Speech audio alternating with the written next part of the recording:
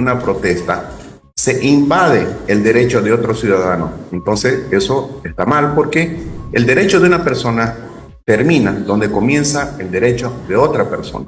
Ese es un código de conducta que tiene que ser respetado. Y cuando no se da, aparece este tipo de afectaciones donde mucha gente se perjudica. Y cuando hablamos de perjuicio, hablamos de esos 2.000 camiones que han estado, por ejemplo, parados semanas atrás cuando las dos carreteras hacia Cochabamba estaban bloqueadas. Independientemente de la motivación del bloqueo, sea justa o no la demanda, sea reivindicatoria o no, independientemente del motivo, Carolina, no se puede bloquear en un país donde está consagrado el derecho a la libre circulación y al trabajo.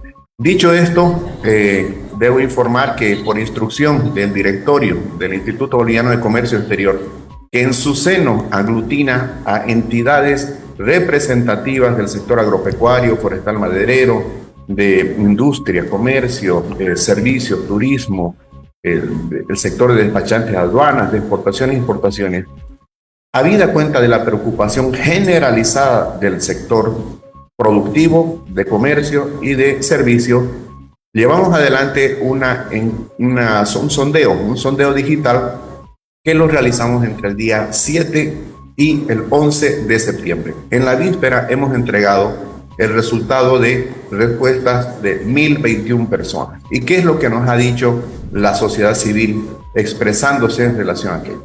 Lo que usted reflejaba en primer lugar. 98% de las personas dice que antes que bloquear debe primar el diálogo. ¿Por qué razón? Porque el bloqueo, dice, hace daño a la economía nacional, pero además perjudica a la imagen de Bolivia en el exterior. Hay otro resultado. El 97% dicen que rechazan el bloqueo porque afecta la libre circulación y el derecho al trabajo. El 95% está en desacuerdo con esta medida de presión porque alguna vez a esa persona que ha contestado le ha afectado un bloqueo en algún momento. Y finalmente tenemos dos respuestas más. El 90% de la gente que respondió dice que el bloqueo debe considerarse un delito y el 89%, o sea, 89 de cada 100 personas han dicho que se debería sancionar a los bloqueadores por el daño que se causa. De que hay antecedentes de confrontación y que han derivado en heridos, en muertos, los hay. De que hay una afectación económica, la hay. Y de que hay antecedentes en materia jurídica en relación a esto también.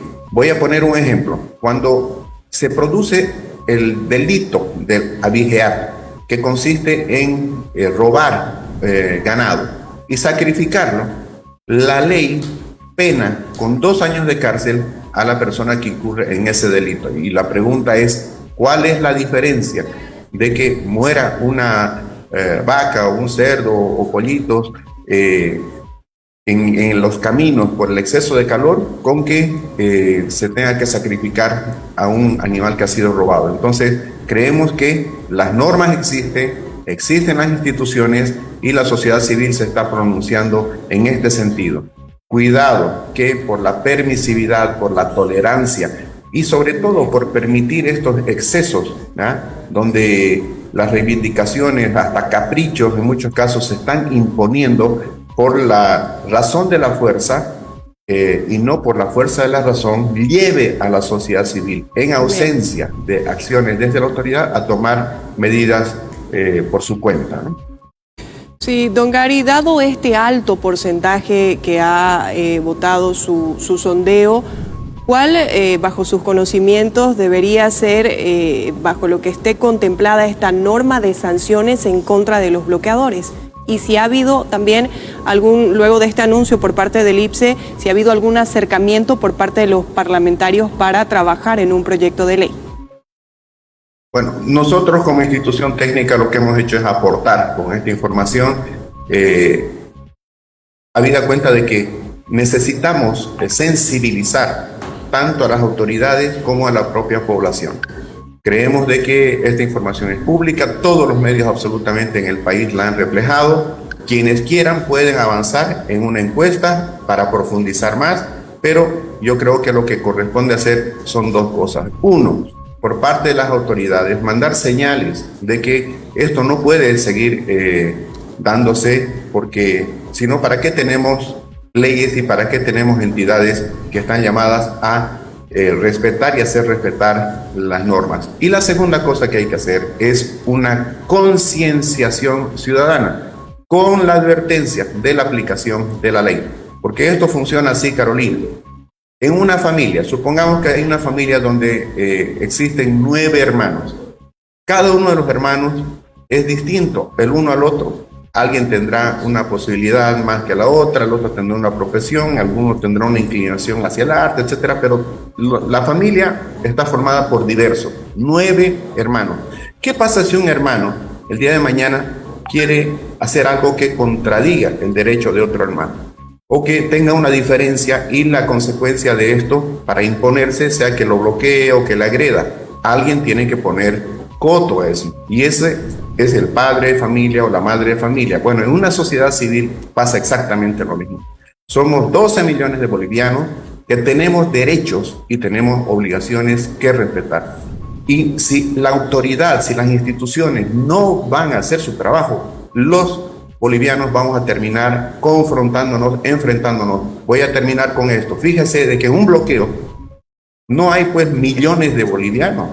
Son unos pocos, son unos cuantos los que están afectando la vida de millones de bolivianos. Nos están perjudicando con la mala imagen que estamos proyectando, pero además nuestros productores del agro, de la ganadería, los comerciantes, los prestadores de servicios, exportadores, importadores, transportistas, absolutamente todos estamos siendo perjudicados. ¿Por causa de quién? De unos cuantos.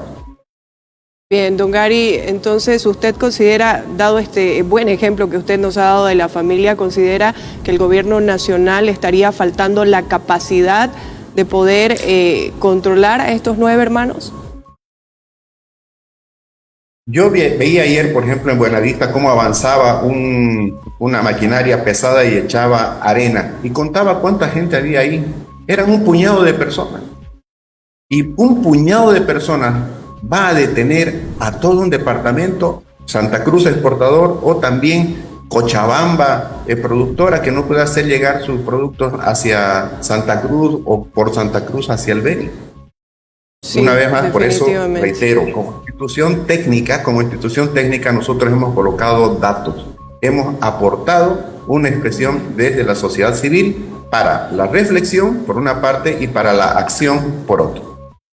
Datos muy importantes que de verdad esperemos sean tomados en cuenta tanto por el gobierno como por parte de la población, como usted muy bien lo señala. Ya para ir concluyendo, don Gary, le consulto, hasta, si es que tuviera el dato hasta la fecha, cuántos bloqueos se han registrado y también la pérdida económica que ha tenido el comercio exterior a raíz de estos bloqueos, por supuesto, que imagino deben ser sumas cuantiosas.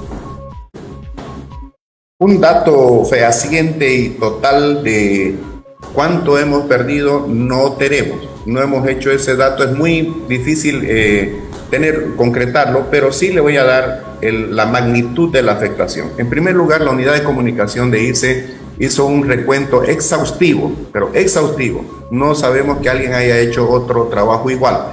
Desde enero hasta agosto hemos tenido 146 puntos de bloqueo solamente en Santa Cruz. Y 163 días, es decir, el 67% de estos 8 meses entre enero y agosto, ha habido anormalidad en el desplazamiento y en lo que hace al trabajo en el departamento de Santa Cruz. Por el lado de las afectaciones económicas, la unidad de estadísticas de IRCE ha hecho también un estimado de una pérdida diaria cuando se cortan las carreteras a Cochabamba, la antigua y la nueva, de una pérdida por exportación de $6 millones por día y en importación de $4 millones diarios. Añádale a eso el comercio interno, que tiene que ver con los productos del sector avícola, del sector ganadero, del sector lechero, del sector porcicultor, comercio, etcétera. Los daños son cuantiosos, Carolina, y la verdad que nos preocupa. Y voy a decir algo más. El señor Juan Yujra lo escuchaba el otro día declarar, y esa es la preocupación mayor que tenemos institucionalmente. Él es un alto dirigente de transporte y cuando había la amenaza de la CESUD-CV de paralizar al país, don Juan Yujra advirtió públicamente que no iban a permitir un nuevo bloqueo. Ese bloqueo se ha trasladado para el día 16 de octubre. Es una amenaza al país y nosotros nos preguntábamos de qué privilegios gozan estos grupos organizados para amenazarnos a los bolivianos, que lo único que queremos es vivir en paz, tener certidumbre y un mejor futuro para nuestros hijos, lo cual solamente se va a hacer con mayor inversión, producción, con mayor exportación, con trabajo, con comercio, con servicios. Don Juan Yujra advirtió y dijo que no iban a permitir un nuevo bloqueo y que si estos iban a dar, ellos iban a desbloquear. Eso significa confrontación. Es lo que menos queremos para los bolivianos, por eso reitero nuestro aporte desde la sociedad civil con esta expresión, con esta estadística que dice que el 98% de la gente no quiere bloqueo, quiere diálogo y el 89% dice que si se bloquea, se tiene que sancionar porque consideran que el bloqueo es un delito. Totalmente de acuerdo en gran medida lo que usted señala, don Gary, y añádale a eso lo que ustedes siempre mencionan, la imagen del país, quedamos como el país del bloqueo, este tema de la imagen que es un tema intangible y que cuesta tanto recuperar. De verdad le quiero agradecer muchísimo por recibir la entrevista, habernos brindado el tiempo y la explicación y por supuesto su aporte que sea para que las autoridades tomen acciones. Muchísimas gracias. Hasta en otra oportunidad. Gracias, Carolina. Y una última reflexión. Nos rasgamos las vestiduras cuando sabemos que Chile, Argentina, Paraguay y Brasil están haciendo un corredor interoceánico. ¿Por qué será, verdad? Cuando deberíamos ser un país de encuentro, un país obligado de paso entre el Atlántico y el Pacífico, nos estamos convirtiendo en un país problema, en un país tapón, en un país donde las reglas de juego no se respetan. Muchas gracias por la entrevista. Un gran abrazo. Que sea un buen día para todos.